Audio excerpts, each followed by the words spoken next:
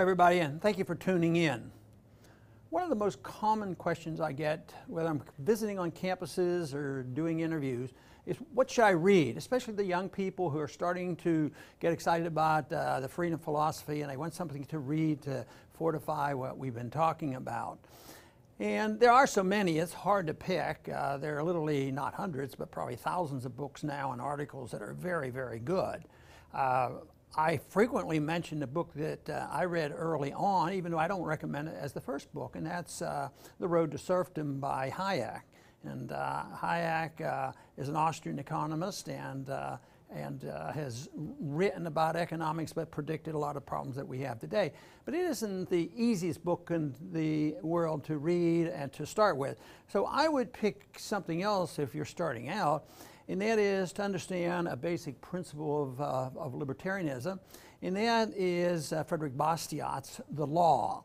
Because this makes a very, very strong point. It's very short, easy to read, very clear, but if you understand the point made by Bastiat about the morality of the law, you can understand everything else that we talk about. And the basic point he makes is that you, as a citizen, have limitations. You can't hurt other people or take other people's property, but he applies that to government as well. We work on an assumption that all dictators and even interventionism assumes that governments are different. They have more authority, more power, more responsibility. They're supposed to make the people better, and they're supposed to make sure there's nobody falls through the cracks, and the economy needs regulated, and nobody's smart enough, the market isn't smart enough to know what interest rates should be, so there's a need for a Federal Reserve. But the truth is governments, if you can't do it, the government shouldn't be allowed to do it either. You're not allowed to steal, the government isn't allowed to steal. If you ever come to the conclusion that taxation is theft, especially when it's used for redistribution, whether it's an income tax or through inflation, we realize how evil it can be and how detrimental it is and how it hurts the average person and it benefits the very wealthy. But there was another book that I read early on that I think is very worthwhile to read, and that's Henry Hazlitt's book, The Economics in One Lesson. Henry Hazlitt is well known in Austrian circles because he befriended Mises when Mises escaped Nazi Germany and got to the United States. Hazlitt was one of the few individuals, a journalist, but understood free markets, knew about Mises, and he befriended Mises, and Mises, of course, was mistreated by all the universities.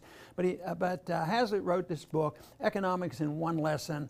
That is worth reading. It's a great introduction to free market economics, and it's been around a long time, and it's one that can really give you a broad viewpoint of economic policy. Another book that is easy to read, it's a little bit bigger, and it was written by a student of Mises, and that is Murray Rothbard, somebody that I knew quite well. And his book, America's Great Depression, was an eye-opener for me because it really dispelled the myths that the whole mess of the 30s and Roosevelt caused all the problems. It was Roosevelt that prolonged the Depression, although politically, Hoover got all the blame for it.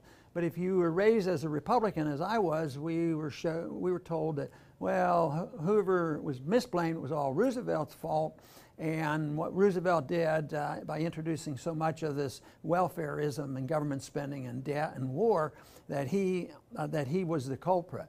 But Murray goes through this and shows how the seeds of the Great Depression were planted in the 20s under Republicans, and they established programs early on that as they lingered and grew, things got much worse, and Roosevelt certainly did that and prolonged the Depression, something that Japan has done recently, something that we're doing currently right now.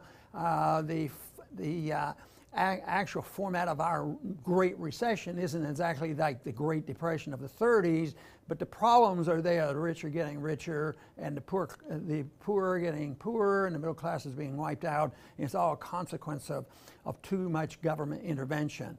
And last, I have one book that happens to have been authored by myself that I think is worthwhile reading, because I tried to put into one book a sort of a description of how you take this philosophy that these various individuals have written about and how you apply it to specific events or specific problems or specific issues.